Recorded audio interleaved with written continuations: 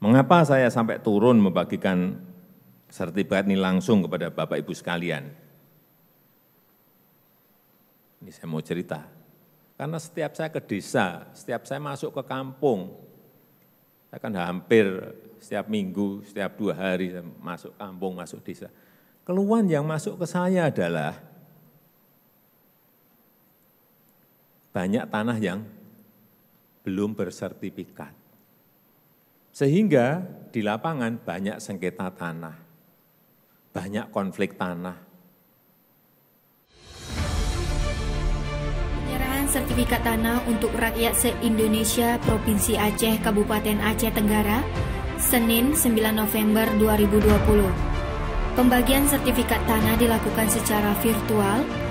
Presiden Republik Indonesia Insinyur Haji Joko Widodo mengatakan jumlah target menurun yaitu 10 juta sertifikat tanah. Mengingat adanya pandemi COVID, Bupati Aceh Tenggara menyerahkan langsung sertifikat tanah. Aceh Tenggara menerima 1.400 sertifikat tanah. Pesan Presiden supaya sertifikat ini dijaga dengan sebaik-baiknya. Akan dibagikan 1 sertifikat dan kita kebagian 1.400 sertifikat.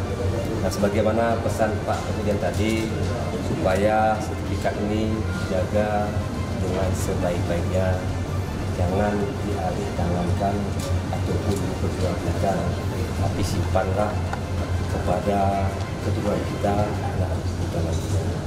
Sertifikat ini bisa digadaikan untuk penambahan modal Bapak Ibu sekalian.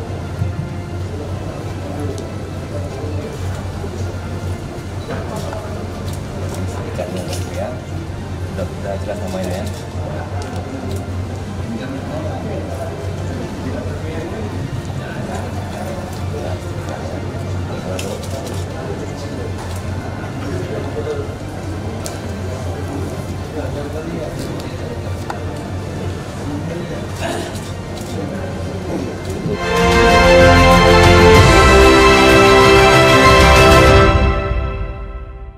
Kutacane, Aceh Tenggara, Tim Diskominfo Agara melaporkan.